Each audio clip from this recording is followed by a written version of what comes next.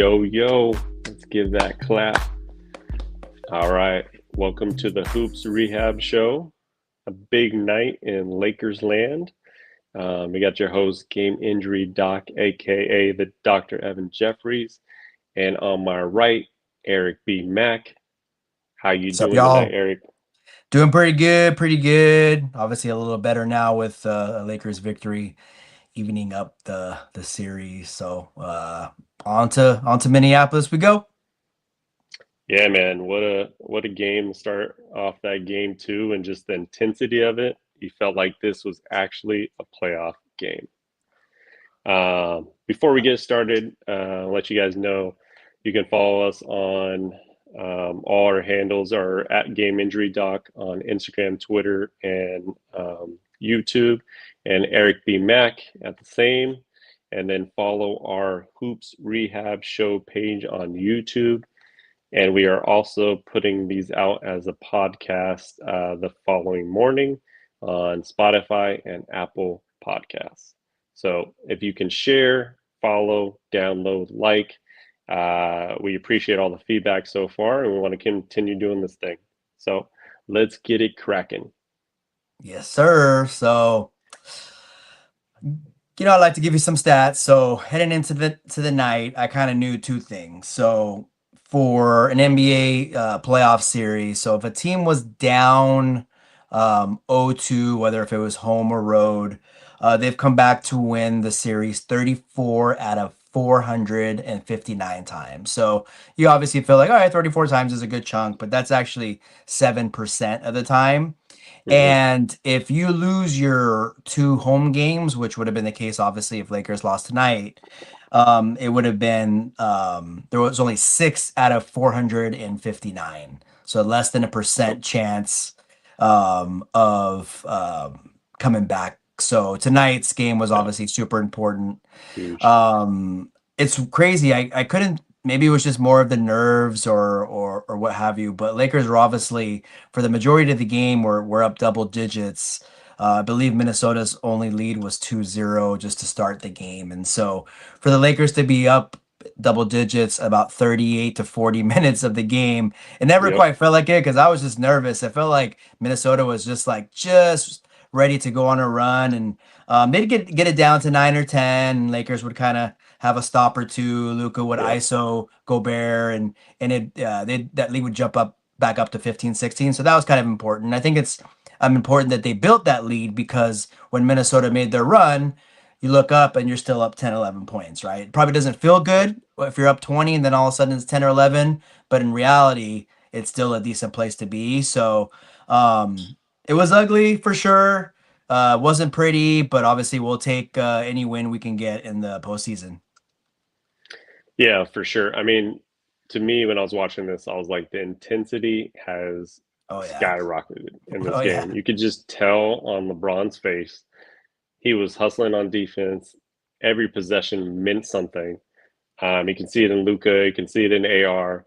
I would say you can see it in Jackson Hayes, but I didn't really see him out there. And we can get to Yeah. that I in a want little to bit. I want to touch on that for Um, sure.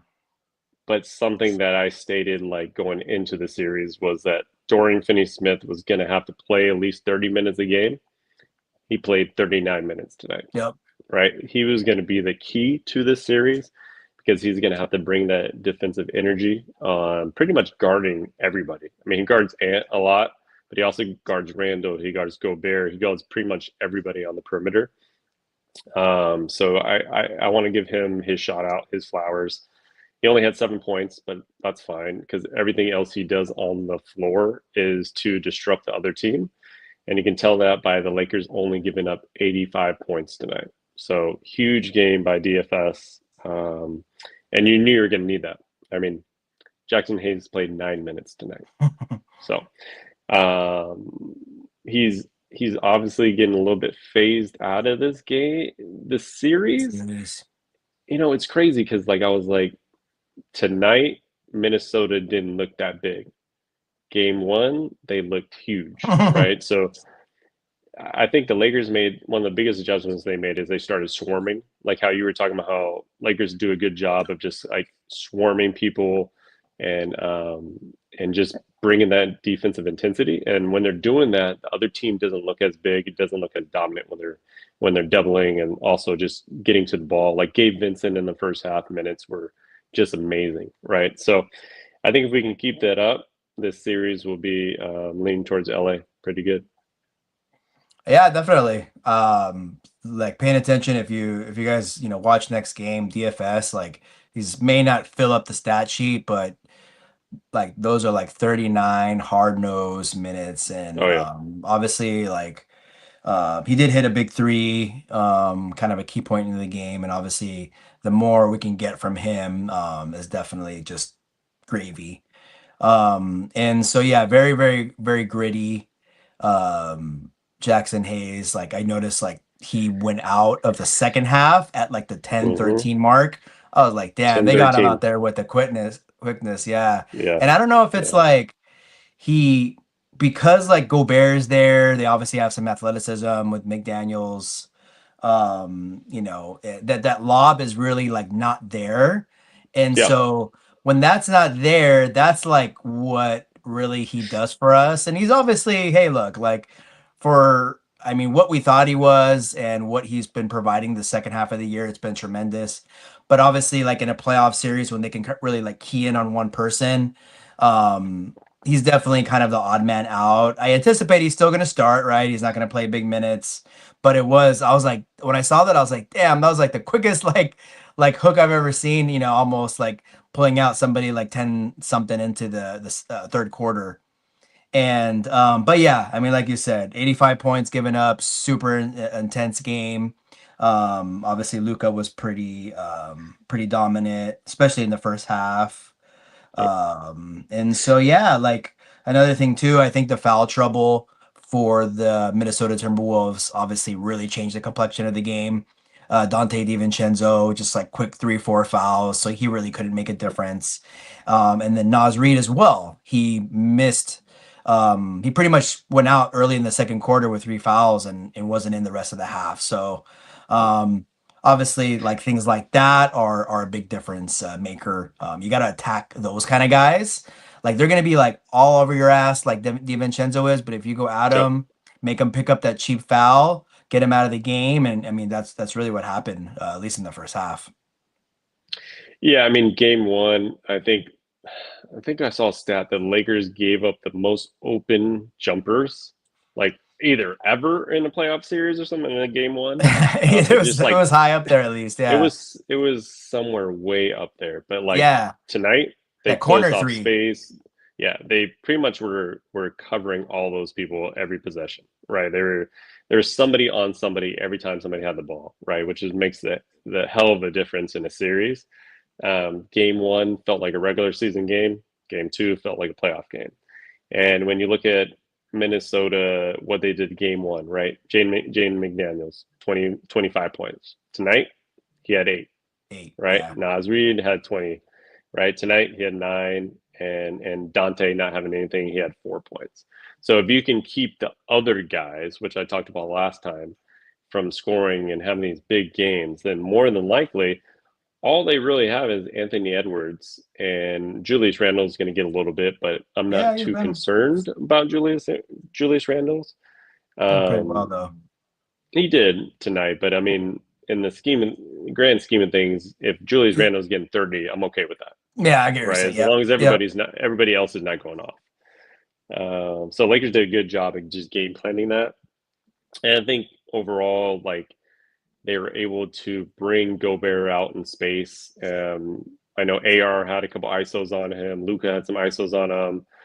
AR was able to get to the basket pretty easy and go up with his right hand and get a nice layup in the third and fourth quarter. So uh, they just got to continue to exploit the matchups that they have. Even though we are not big at all, we Yeah. are we have a lineup that runs from 6'5" to 6'9", 6'10" ish, and they're all athletic and all long, right? So if we can continue trying to bring those guys and keeping the pace up with that, I think we got a good chance in this series here. Absolutely. Just 2 points that I was thinking about. So I know you mentioned last game something that you saw that you didn't like was the Yeah. assist Yeah. totals between Totally. obviously the big three. So Austin Reeves, Luca, and LeBron, and so they had a total of seven. And Yep. so a lot better tonight. Looks like just adding it up, it looks like 21. So nine assists for Luca, Yeah. five for Austin, and then seven for LeBron. So Yeah. obviously, um, that was a key. That was key, especially first half. I Yeah. know it was just a dogfight in the second half, and I think both teams were just probably a little bit tired because of the intensity of like the first, Hmm. quarter or first two quarters and a half, where things Yeah. kind of slowed down a bit. But I think that was something I was paying attention to. I think like 6 minutes in, they were already combined like six assists. So I think they Wow. probably, the message you sent, I think they probably realized too. And then the my second point around like three pointers, how I just mentioned the sometimes it seems like the style of defense the Lakers are playing is kind of giving up that three ball. But yeah, what I failed to mention was that they were 9 for 12 from that corner three, like you said earlier. Yeah. And that is like what you have to shut down. If you're gonna give up the three Yeah. ball, like just because you have to give up something, you cannot give up a corner three to Naz Reid, for example, because he's just gonna drill that all day long. And Yeah. so Yeah. obviously the 3 point shooting on both sides was like real ugly. So Minnesota, they hit 21 in game one, they hit five today. So you got to Yep. figure it's going to be more right in the middle than the two games we've seen, right? They're not as bad as tonight from beyond the arc, but they're also not consistently as good as they were game one. And then Lakers got to shoot better too. I mean, they were 6 for 29 from three. So Yep. they definitely left a lot out there, which was like, I guess, a good sign for the Lakers. I mean, I'm sure Minnesota has to feel decent too, right? They went to LA and took one, but Lakers have to feel good about kind of how this game turned out tonight. That's for sure. Yeah, for sure. I mean, that was one thing I was going to mention. Like, if we're looking at any struggles the Lakers had tonight, it was definitely in the 3 point range. Yeah. They went 6 for 29, so that's 20%. Yeah. Now, moving forward, that would not be a good game by any means standard. Probably going into Minnesota for 2 games, if we shot 20% from three, it probably wouldn't equate to these type of win that we had tonight. So, are you concerned with their shooting, at least the 3 point shooting in this game, or is just more?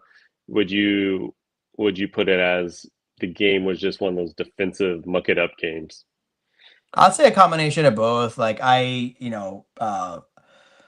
see Austin Reeves over 6 from three, and so that kind of stands out. And I think if you have a 20% shooting night on the road in Minnesota, they're gonna probably shoot pretty well out there Hmm. Friday and perhaps Sunday. And so you just got to hit those open shots. So I mean, I know it's a combination of both. It was definitely a gritty Yep. game, but there was some that were just like, oh, come on, like just they could have just put like a complete dagger in there, and they would Yeah. just miss it. And AR, like he was real gritty tonight. Played 43 minutes, 16 points, 5 assists, 5 rebounds. But his outside shot is definitely is a little off right now. Yeah. So looking forward to that, like coming back because I think we'll need that, especially to try to get a game on Fridays. So, what about you? I mean, are you? I mean, Lakers are not a prolific 3 point shooting team in general, but is there any concern No. in terms of that? Yeah. I mean, I, I think I'm more concerned with the amount of assists that the three playmakers have. So, like, I would even go on the limb if those three playmakers have 20 plus assists, we should win the game, right? So that should be like a pretty solid game, right? We're getting 8 to 9 out of Luca, 8 to 9 out of LeBron, and 5 to 6 out of AR, right? And that typically means that they're spreading the ball, they're making the plays that they need to make. Now, when you get into Minnesota and the crowd's going crazy against Oh, you, you definitely want to quiet the crowd by making your three. So I would want them to do that, obviously. I think what saved them tonight is they went 20 for 20 from the free throw line. I yep. mean, I can't think of the last time they've gone 100% in a playoff game. I would have to kind of look up that stat to see if they've Yeah. done that before. I mean, I don't know if they even gone a perfect game from the free throw line, but that was Game. pretty remarkable. So that pretty much saved them as far as not shooting so well from the outside. Oh yeah, I was looking at that. They obviously Minnesota went like I was sorry. I was thinking, oh, I wonder if Lakers kind of got the whistle, but they pretty much. I mean, Minnesota shot 25 free throws and Lakers shot Yep. 20, so they both made 20. And I want to say I'm gonna look really quick here. Yeah, it's been a while, but I kind of recall a game against Golden State a couple years ago. Mm. I believe it was game 4 where it was like, wow, they like same kind of thing where they basically shot I think I got it here. Yeah, 20 for 20 as well. That's crazy. No way. Okay, so you Yeah. remember that one? Yeah. Yep. Yeah, game 4 against Golden State 2 years ago when they won Okay. and they went Oh up yeah, in the 3-1. second round, right? Yeah, Yeah, so that was like I don't know why it stuck out to me. I remember that game, and it's like it's just rare, right? I mean, we there's usually a couple misses, I mean, especially with the Lakers. I feel like sometimes they have some misses, but yeah, yeah, that was key. The one thing is to get to the line, the other thing's to make all of them. So for sure. yeah, that obviously, I mean, you know, in a 9 point ball game, you miss a couple of those, it definitely could start to get tight. So. Hmm. Yeah, I mean, I don't know. What do you think all around? Obviously, the stats are not going to be like when you have a 94 to 85 game, like like nothing is going to crazy stand out. I mean, Luca, I mean, at the end of the day, the guy had 31, 9, and 12. And so Yeah, he was really controlling the pace, obviously getting Rudy on him pretty much all the time. He'd kind of go to work on him. Sometimes he yeah, would score. Honestly, though, there was a few times where like I feel like he'd get to the lane and he'd have like a little 4 or 5 foot bunny he could shoot, but he'd pass it off for pass a it off. 3 pointer. So Yeah, I would like him just to take that shot. Like I know you got the open corner three. I noticed that about 3 or 4 times where I'm like, yeah, dang it, Luca. Just I mean, you can't complain about the guy. He gets what he wants, but I think he almost should even be a little bit more aggressive when he gets in there. So yeah. that's I something that I saw. I think his nature is always to be a pass first guy. Like Yeah, LeBron's a pass first guy, right? absolutely. So, what was the major complaint on LeBron before he kind of won the championship? Is he never takes the last shot, or Yeah, he always is yeah, passing? He's always making always. what they call the right play, right? He would always say that's the right basketball move. So I think that's more Luka's nature to make the right basketball move. So I'm okay with him kind of passing up some of that because the alternative is more game one, right? Where he had 37 points and 1 point and one assist.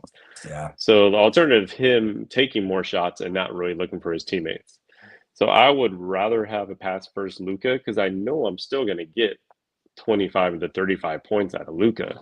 He's just bound to have that. But if he's getting his teammates involved, I think that's the most important thing he can do for the Lakers moving forward. And I think that's just what separates this Lakers squad from the last 3 4 years Lakers squad, right? Be able to have that additional playmaker that can either take over a game or can get his guys going.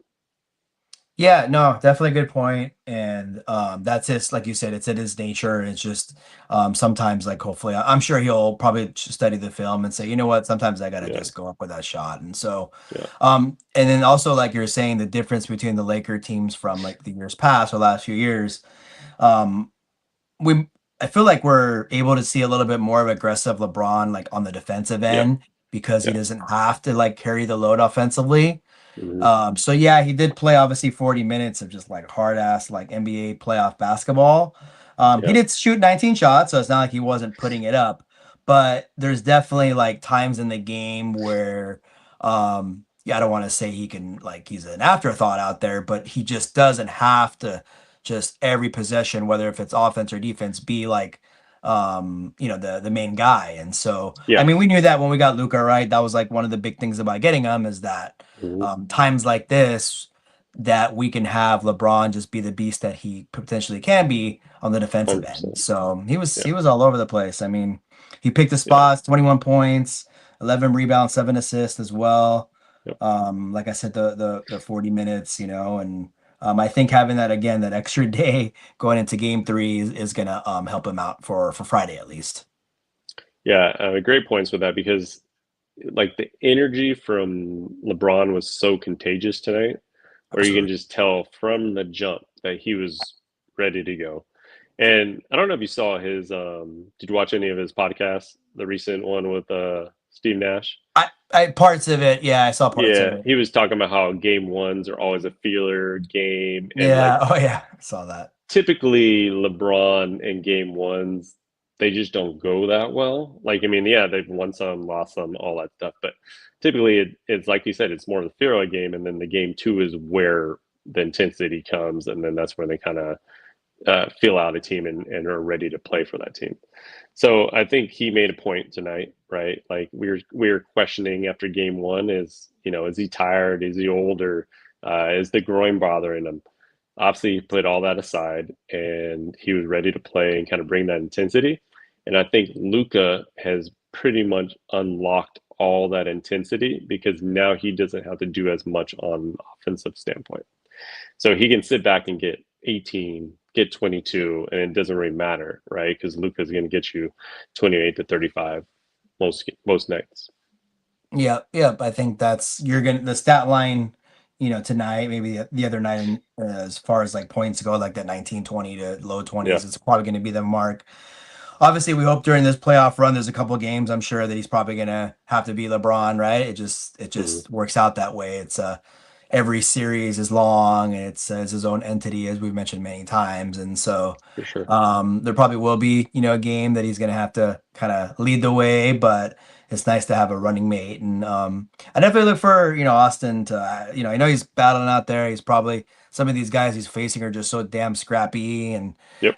so I hope he can get his shot back because we'll definitely need him into game three because as I mentioned, Minnesota's probably feeling pretty decent too. I saw Julius Randle, clapping, at the end of the game. They probably Yep. were like, "Hey, we came to get one, we got one." I was saying earlier, I was like, "Okay, it looks like they were kind of satisfied with one the way they came out, but Yep. they definitely battled back." And so, um, yeah, man, it's gonna be super super tough to get Yeah. I mean, Friday's game.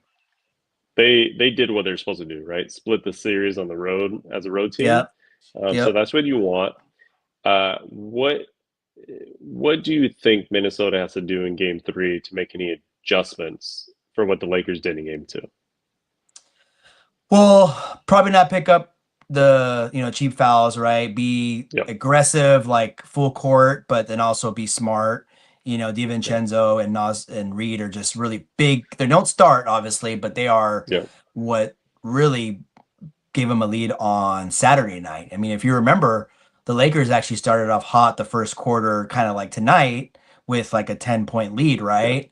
And when they were up by 10, I was like, okay, well, obviously it's good, but we know what happened the other night. So I Yeah. think that first, obviously, I think like maybe speed up the game to get some of their wing shooters like a little bit more of an open shot.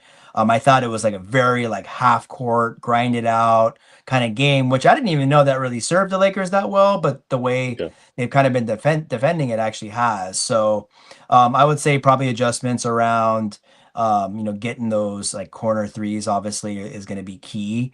And then just I think like Ant, I mean, I don't know if it's in his nature to really be a Hmm. playmaker. I mean, he had zero Yep. assists tonight. I think that's like for the Laker from a Lakers standpoint, him getting zero assists, that's like amazing, right? We got to just make him a Yep. scorer. And believe me, he can score. He can freaking kill you.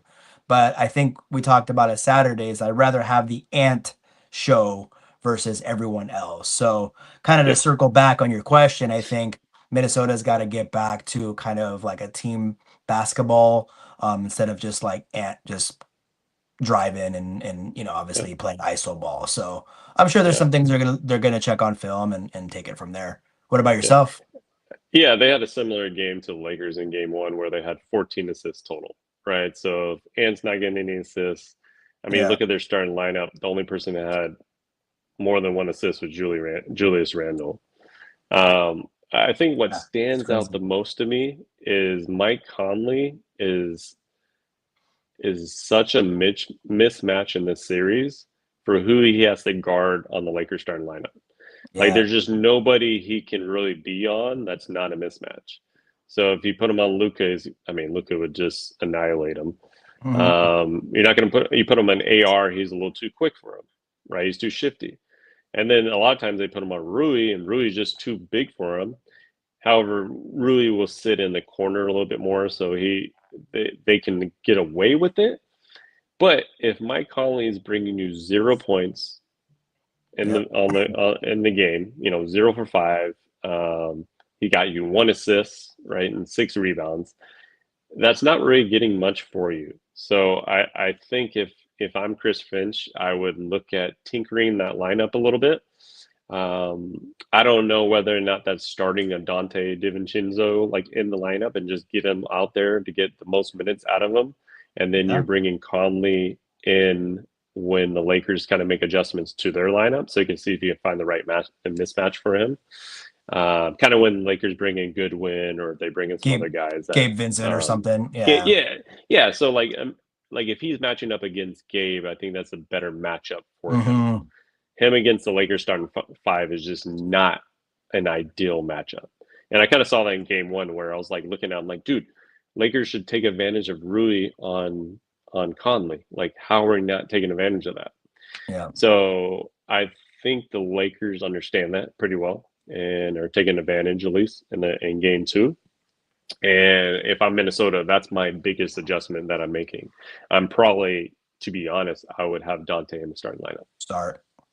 Yeah. Yeah, that's a good call. I mean, and obviously we'll see what Chris Finch and the Wolves do. I mean, they're Yeah. still very much in the series. Maybe it's something they do when they hopefully will potentially be down in the series. We'll see if that Yeah. happens. Yeah. Right. But yeah, sometimes you don't want to wait for that. And so I'm Mhm. sure they're taking a long look, and I'm sure they see the production from the offensive side and then the mismatch on the defensive side. Yeah, I'm trying to think Yeah. like because the Lakers have had a quick start, so obviously that's been the common trend, Mhm. which we kind of all thought maybe it would be the opposite, right? But Yep. Lakers have had those fast starts, and partly I think because of that mismatch. It doesn't necessarily mean Rui's been the one leading the way, but I think Yep. because of that matchup, it's kind of helping the other matchups. And so, Mhm. yeah, either a quick hook.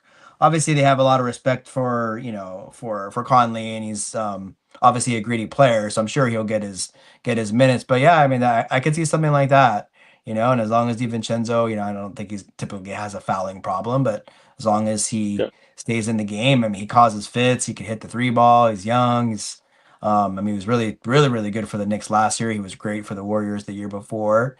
So like that's what I said earlier. The times that he was like off the floor, like as far as like from a Lakers perspective, like we'll take it. Yeah. So I can see Yep. something like that. If Lakers win Game 3, maybe they For go to that sure. in 4, or they may just do it right off the bat. Yep. Collins a Um, professional, so I'm sure he would understand it too. And so Totally. Yeah. I mean, he's he's in his there. what 17th, 18th year. I think it's 17, 18. Yeah. So he is getting up there with as far as his age and things like that. Yep. I Yep. did before we kind of move on to the next kind of something happened today segment. That's right. Did you see what JJ Redick did in the third quarter? I saw when he got like pissed off. Oh yeah, and he called a I saw. timeout. Yeah. Well. Yeah. Yep. Yep. Yeah, I He saw basically Twitter called world was talking if you guys saw the play, he was extremely frustrated with his team, called a timeout, and said yeah. basically, "What the f is going on? Jesus effing Christ!" And what the f are you guys doing out there? That's when I knew we were going to win the game. Now, you got a Yeah. head coach calling out AR, Luka, LeBron, like he's yelling Darvin at everybody on there. Darvin Ham. I got my hands in my pockets. Darvin Ham. Hand, what was his name? Hand pocket ham. Just sitting there, and then You can't. Darvin Ham would get his clipboard out and write some, erase it, write some, erase it. I mean, Yeah, I know. JJ Redick is a real coach, Yep. and my biggest thing, and this is what we talked about last time, was I had confidence that he would make the necessary adjustments in game two. I mean, to me, he's got a lot of Pat Riley in him, the fieriness of how he goes about every game, but also just in general of his ability to game plan for each game, right? And he doesn't look like he sleeps at all. And he No, seems like a not at person all. that like he watches film constantly. And you can tell by the way he went out there and he has full command of that roster. And everybody knows who runs that ship. Yeah, So yeah. I want to give JJ some credit because like to me that's where my confidence was, and that's why my panic meter was at a 2 last game because I knew he would kind of come out with this. Oh yeah, I mean, in the ebbs and flows of a game, especially a playoff game, there's going to be runs, and there could be times where your team just needs like some sort of like kick in the ass, right? And he definitely provided Yeah, that. Wolves had made their run in the third. There was a couple miscommunications on defense, a couple, couple sloppy plays on offense, and they needed that timeout. They needed the kind of him to be a little bit vocal, and yeah, I mean, right after that, they. I think they went on that 8-0 run or something like that, yep, yep, coming off the timeout. So it was crucial. And so yeah, I mean it's good to have him. I know he's a rookie coach, but it's good to have him yep. on our side for this playoff run for sure. That's for sure. All right, so Lakers won a big one, and we will get to a Yes. game 3 on Friday. Friday, That'll six be thirty Pacific time. crucial game 3. All right, so let's get to the rest of the league here with our Something Happened Today segment. All This right. is where we're going to talk about injuries across the league, anything that happened today or the previous day, as far as its implication on the playoffs. So the first person I do want to get into is Rui Hachimura, right? So we just saw that where he took a hand to the face. Um, he looked like he immediately knew something was wrong and ran straight to the locker room. He obviously made it back into the game, but he was wearing a face mask. So the last thing I saw that he was getting X-rays post game. So my fear initially was that he had a little fracture or a broken nose there, which he still might have. But positive note, he was able to finish the game and he didn't look too bothered once he got the actual face mask. The first one he came with, he definitely didn't like and he threw that off. All But that. once we got that he got the black face mask, he was pretty comfortable with it. So I expect him to probably wear that moving forward. Even if it wasn't fractured, he probably at least got it pretty like bruised up a little bit, so it's probably going to be uncomfortable. So he's probably going to wear that for at least some protection over the next game or two. But I think overall, the fact that he played is good news, and I don't see him missing any time with that. Yeah, I was gonna ask. Obviously, hopefully, we get our like inner Rip Hamilton Yeah, um masked man. But yeah, I was gonna, I mean, you kind of answered it there. But so I mean, with him coming back, even if it is like a fracture, do you feel pretty yeah, good that he'll yeah, would play game 3? yeah. I mean, the main thing about the mask is just uncomfortable. Most people just get annoyed with the amount of sweat that they get in there, and kind of the ones back in the day used to like fog up a lot, and kind of those black ones that they've been wearing recently are a lot better fitted, and they don't feel as uncomfortable as for the athlete, right? So I think he'll be fine overall. It just looked pretty like he knew exactly what happened and kind of ran to the locker room and just knew he had to get it checked out before he can kind of come back. Yeah, he was bleeding. He ran back there. I was like, oh, well, we may not Yep. probably not have him for the rest of this game. So I think, Yeah. like we said, Yeah. it Luckily, was a good sign that he got back out there. that's for sure.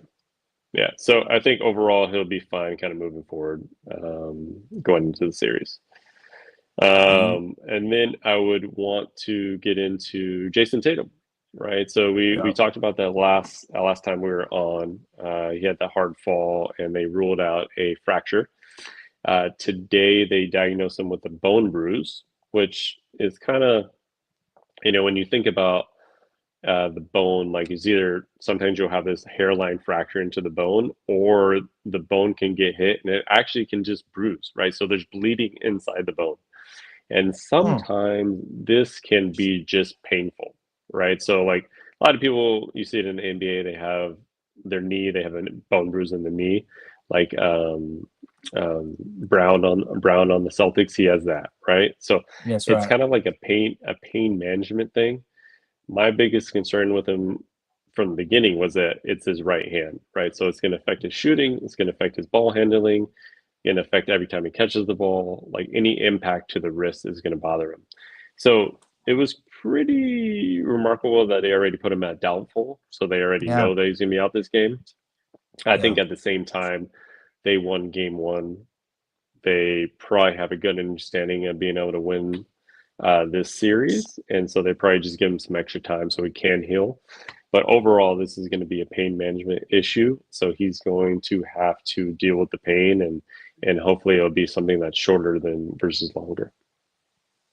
Yeah, I'm sure the obviously the concern about an extended amount of time out is obviously not at least that was they could Celtics fans could have a sigh of relief obviously, but it would be interesting to see like how it affects his game. It's Yeah, like we've talked about many times, like it's a yeah, long 2 months. You're playing every other day. It's battles. Boston is like obviously in a good place where hmm, I think like they could afford to like have him miss a couple of games. I mean, that's for I'd feel sure. confident even if they somehow lost game two that they would, get go into Orlando and get a win or two. So I mean, Yeah, Celtics they know. I'm sure if it was the finals, he probably would give it a go, but it being game two and they won game one, as you mentioned, I bet it's like very precautionary. But hmm, as the series get tougher and opponents get a little bit tougher, um, they're going to need like a close to 100% Jason Tatum because he is obviously so big for them yeah, offensively. So we'll see. So yeah, doubtful. I mean, I doubt it's probably a good chance he'll be out then tomorrow's game. So yeah, we'll see how that one goes. yeah. So I think overall he'll be back at some point in the series, but it'll just be what he tolerates, right? He'll probably have to at least get as much healing as he can, get some days in between the travel to Orlando. So he'll probably be ready for game three, if I had to guess. And then I just want to get into Damian Lillard, who returned tonight from the blood clot, which is we're happy to see him out there. Unfortunately, didn't mean that Milwaukee was any better in No, this game. Um, but he did play 37 minutes, and the saw main that. thing I was concerned with is just his cardiovascular ability in that game. How would he do? Would he feel winded? He obviously didn't look like the normal Damian Lillard. He was 4 for 13 and he had 14 points, right? So I think that is more of a thing that he's got to work himself back in shape. And the hardest thing to do in the playoffs is try to work yourself back in shape while the Yeah, intensity is what it is. So it's looking not too great for Milwaukee right now, down 0-2. They will go home, and you have two home games, and you'll get some rest time and kind of game plan for it. But Indiana is playing pretty well in this series. So, yeah. what do you think about Damian returning? Yeah, obviously good to see, and we were kind of been talking about it the last like obviously since he's been out that and recently that he's probably going to come back. So definitely an accomplishment to get back. In Hmm. terms of like from a team and NBA basketball perspective, yeah, like it's tough because you really need him to really have a chance to kind of move or advance into the playoffs. Sure. And this was a really, really important game, and you didn't have to get it, obviously. I mean, Indiana did what they were supposed to do, and they won their two home games. And like you said, they have their Milwaukee has their home games as well, but it's gonna be tough because like he's gonna have to, to get his kind of win back and kind of get his, obviously he hasn't played in a bit, and so Hmm. this is not the time that you'd like to have somebody get back into like basketball shape, but no Yeah. choice, right? This is something that happened, and I'm sure they're happy to have him back. Yeah. But yeah, I mean, I think it is definitely a good sign that he played. Yeah, you did say the 37 minutes, so obviously, wasn't the team that we're used to. But I think like maybe Yeah. as the series goes on, we'll see a little bit more of that. But Yeah. we'll see for Milwaukee's sake if it's going to be a little bit too late or not, because they obviously have to get two games in game three and four. Yeah. And Damian Lillard said that he was winded right throughout the game. And you got to remember, like, when he had the DVT, he can't do much cardio. It's That's different right. than, like, say, if he had a hand injury or if he had anything that he was able to just run and it was no big deal. He literally couldn't do cardio for a couple Mm, weeks, right? So, like, yeah. for him to get back, especially because it was in his calf, So for him to get back into game shape is difficult, right? So he's going to need some time. But the fact that he was able to get out there and kind of get back to the regular game, it was impressive, courageous, and it's good to see him out there. Now, diving into this series a little bit, Yeah. what do you think Milwaukee can do to solve what the Pacers are doing right now? I was looking, so I mean, gosh, they must be taking. I think they're getting Brook Lopez off the floor, right? Because he's like not really a Yeah, yeah, factor at all. And I mean, you and I, we both picked Milwaukee to win the series, and yep, so obviously, it's not looking that good. Sometimes I nope, do underestimate. Sometimes, the likes of Indiana. I don't know what it is, yeah, but they were playing really, really well towards the end of the season, and so was Milwaukee. yeah. I mean, gosh, I'd want to say we probably have to have Giannis. I mean, what else? I mean, what more can you do, right? 34, 18, and 7. Yeah. But that being said, I think they're gonna need some consistency from some other guys. There is one guy that if they don't Oh get yeah. they don't get anything from this guy, I know what you're gonna say. you probably already know Kyle Kuzma. I mean, I Champion. mean, Lord, he had what do you have the first game? 0 points, right? Yeah, It I was don't know if we the shared that with offer. you guys, but So let's just kind of go through Kyle Kuzma's stats from game one, right? What was it? It was a 0 points, right? Which is, I mean, when you just have 0 points in the playoffs, that's already bad enough. But let's go, you're 0 for 5, right? Yep. 0 for 2 from the free throw line. So you're like, you can't even make a free throw. Didn't get a rebound. So you got a 0 for that. Today. And you didn't get one assist, one block, or one steal. You had two fouls though. So you did have Yeah. two in your stat He, line. he got something. He So got something. for him to at least get 12 points this series is fine. But in order for Milwaukee to probably win a game, at least game three, because you got to focus on getting one game, is they're going to at least have to have him get like a 20-point game. Like he has to be that third scorer for them. And right now, it doesn't seem like he's capable of doing that. So unless they figure out how to game plan him to get him going, I think he needs to have a big game for them to kind of win game three. Yeah, you know how it is at home. Like the Shaq would say, like the others Yeah, usually shine, and kind of like that's what happened with Indiana. yeah, And so they're gonna need him. Yeah, Chris Middleton was such a key player for their championship run and a couple of their long playoff runs. But yep, obviously, he was kind of a recently before getting traded. Had been getting injured so often. He was like a shell of himself. So obviously, Kyle Kuzma came in, and they're completely different players in terms of, especially on the defensive end. But yeah, I mean, other than of course Dame, they're going to need a little bit more from Kyle. And so we know how he was on the Lakers, right? A little up and down. And so, but there are those games that he's up, and so I feel like they're going to need one of those.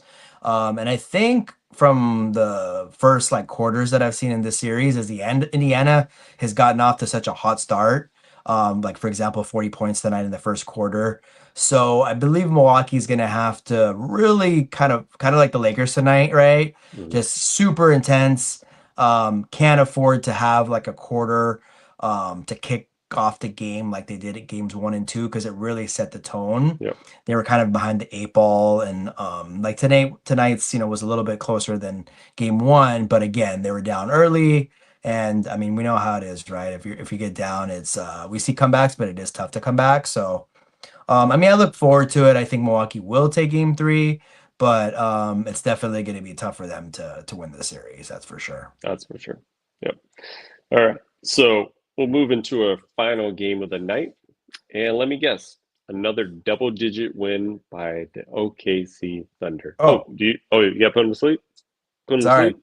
Sorry, I was like sleeping. Um, I didn't even know what was going yeah. on. But I mean, what is this? Their 56 double-digit win of the season. Since they had 54 in the regular season, they've already had two in the postseason.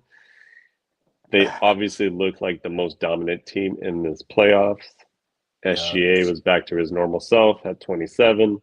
And then when you're getting 24 from Jalen Williams and 20 from Chet, that's pretty much going to close out a game. Unstoppable. Um, so they, man, the disrespect they've gotten probably like as far as probably being a top contender, like of them being picked as a champion.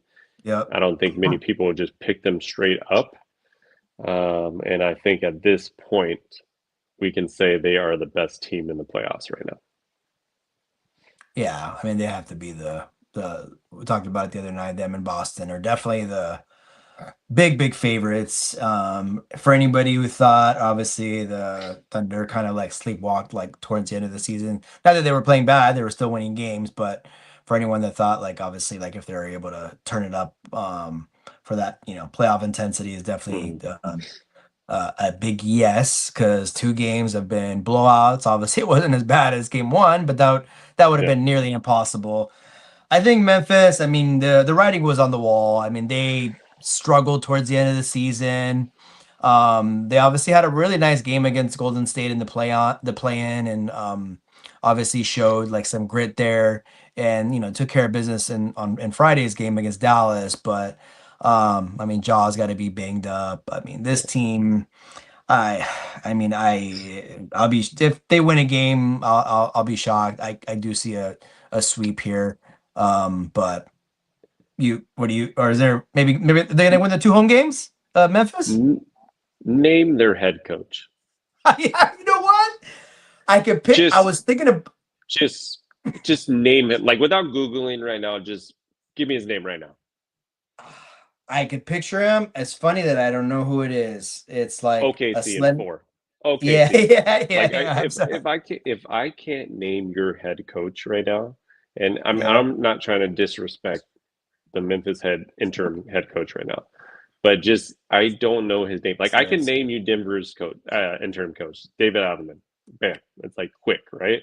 Yeah, I yeah, just don't yeah. even I don't know who this guy is, and I don't think he can make the necessary adjustments in a playoff series against a number one team.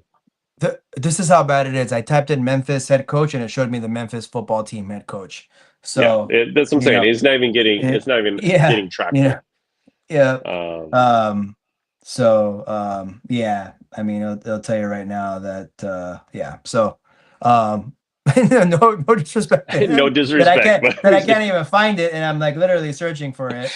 uh, But but yeah, no, I mean, he was put in a tough spot. I mean, they were like not playing that well, even with oh, there's my man right there. Tomas Lesalo. Tomas Lesalo. Yeah, sorry if I'm butchered that. No, Tomas all right, all Lesalo. right, okay, So, okay. oh, it's choking All right. me up. Hey, hold on. So I just went to Google right now. Memphis Grizzlies head coach, and it just says Taylor Jenkins. That's it. Yeah, that's it. That's it. Like, it'll So, show me. like, I you, I look. can't even find. Anyways, we don't have to keep butchering his name and kind of Yeah, disrespect him. But in general, I don't think they have a coach at the caliber to really make the necessary adjustments in this series, especially against the most dominant team yeah. in the playoffs right now. So this looking like OKC in 4. I thought Memphis might be able to get a game. When we first thought about it, third about the, I was like, oh, they'll probably get one in Memphis or something like that. But I honestly, at this point, I can't see OKC losing a game in this one. Yeah, all jokes aside, I don't even think Phil Jackson would lead this team to a win right now. So I mean, straight up, like the Memphis Grizzlies are Oh falling man, off a cliff. They had some good years.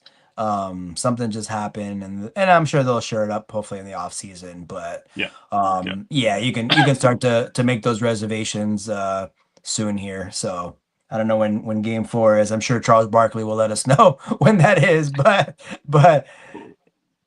We're gonna see it go on fishing pretty soon, and real they're probably the soon. first. If I think about sweeps in the first round, I think this will be the only sweep. Like I think most of the series, somebody will win a game. Um, Ooh, but this Saturday. one does not look like it's going to be Game 4 one on of those Saturday. series. Yep. Yep. All righty. So But yeah, so we some good. positive tonight, Eric? Yeah, yeah. I mean, I Yeah. was obviously there was a, I was confident. Obviously, a little as far as the Lakers, a little bit of nervousness, right? Because when you're down 0-1, it's all the pressure is on you to win game 2. So they got the job done there. Now they get a couple days and rest, and I've talked about many times that game 3 is Friday night, game 4 is Sunday Yep. afternoon. And so I think Yep. Friday will be big in terms of obviously Indiana and Milwaukee. Obviously, Milwaukee's got Yep. to get game 3. And for Memphis, go get you a coach. That's all I got to Oh yeah. say. Yeah. And then I want to leave before we get off because we weren't on yesterday. But Detroit Ooh, basketball. wow. That's my upset of the first round, like I said in our prediction show. So they looking good. They So it's are. good. I want to see how they came out in that game 2 after really having a struggle in the fourth quarter of game 1, and they came Yep. out with the same intensity and almost Knicks. The same Yep. thing almost happened, but I think Dennis Schroeder hit a big shot. They learned a couple things or two, and game on now. Let's go to Detroit, and I'm actually looking forward to that game 3 for sure because that Yeah. one That's that one's gonna starting to that's cook for sure. that's gonna be a fun environment in Detroit because they haven't had a playoff basketball game of this intensity in a long time. Long time. So I think their forum is called Little Caesars Arena. I Little think so. Caesars I think Arena so. is going to be popping. Gonna be So big Caesars, I think. So yeah, should be good. And then yeah, obviously tomorrow we got Golden State and yep, Houston. Houston's got to get that one. I think that's the marquee yep, matchup tomorrow. And yeah, another exciting night of NBA action yeah, coming your way. That's the beautiful thing about this. I don't know about the how the wives and the fiancés feel, but it's all good. It's gonna be like yeah, what can we do, yeah, right? It's a yeah. playoff time, so It's playoff basketball. So, uh, absolutely. but yeah, we will be on at the end of the week, and everybody enjoy your playoff basketball. The Hoops Rehab team is done for the night, and we're out. Peace See ya. out. Go Lakers.